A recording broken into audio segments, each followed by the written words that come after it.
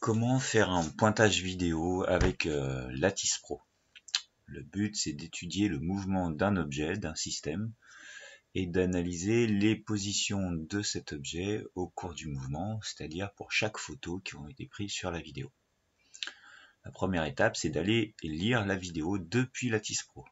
Pour ça, vous avez deux moyens, soit en utilisant l'icône ici, c'est de lecture de séquence à vie, ou alors en cliquant sur édition, analyse de séquence vidéo. Par la suite, vous allez pouvoir aller chercher le fichier vidéo qui vous intéresse afin de le lire. La vidéo entre en lecture automatiquement et on repère le système qui est en mouvement. Ici, il s'agit d'un mobile autoporté qui est en mouvement comme ça, rectiligne, vers la droite. En se replaçant sur la toute première image, en cliquant ici, on est sur l'image 0 et il y a 21 images sur cette vidéo. On va pouvoir définir le cadre de la vidéo. Pour une meilleure visualisation, on peut toujours agrandir la fenêtre vidéo en double-cliquant sur la barre. Pour analyser donc le mouvement de ce système qui est le mobile autoporté, il faut d'abord définir une origine et un repère, et puis ensuite définir l'échelle, c'est ce qu'on appelle l'étalon. Alors la première étape, c'est la sélection de l'origine. Par convention, on choisit assez souvent comme origine la première position de l'objet. Ici, l'objet étant assez gros, il faut repérer un point bien spécifique qu'on pourra repérer sur chaque image, un point de cet objet. Alors je choisis le centre parce que c'est ce qui me semble le plus facile à repérer pour chaque image. Je clique sur le centre et je vois deux axes qui se sont tracés.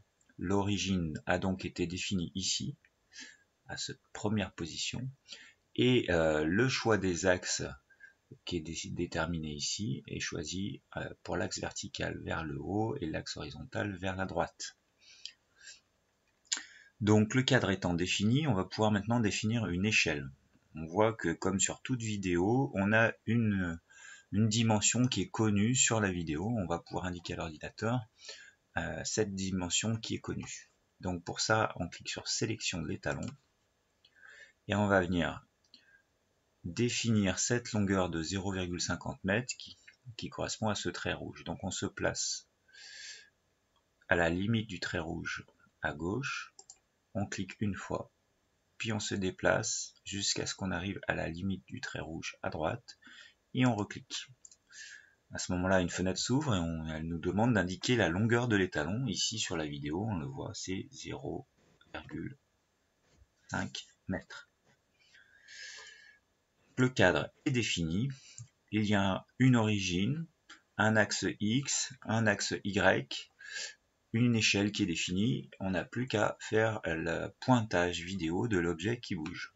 Pour ça, on clique sur sélection manuelle des points et on va venir cliquer le centre de l'objet ici pour chaque image.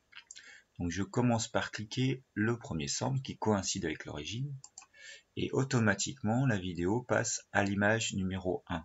On était sur l'image 0. Je clique à nouveau le centre de l'objet et ça passe sur l'image 2 et ainsi de suite. On poursuit la saisie à chaque image, on clique le centre. Alors il faut être le plus précis possible pour avoir des données bien exploitables et bien précises.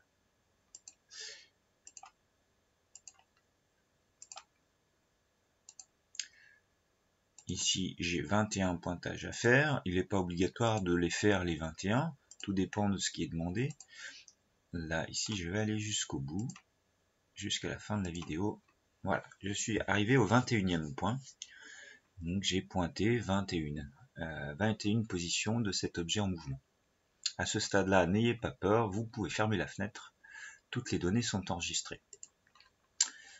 Ces données sont enregistrées dans l'onglet ici liste des courbes. Si vous cliquez dessus, vous allez voir que les positions horizontales et les positions verticales ont été enregistrées automatiquement. je peux, si je le souhaite, faire afficher l'évolution de ces différentes positions, l'une en fonction de l'autre ou l'une en fonction du temps. Je peux par exemple décider d'afficher l'évolution de la position X en fonction du temps. Dans ce cas-là, je prends le grand cadre de mouvement X avec la fonction du temps dessous et je glisse ça dans la fenêtre. Et je vois qu'instantanément, je vois la valeur de mouvement X, c'est-à-dire la position horizontale X de l'objet en millimètres, en fonction du temps ici donné en millisecondes.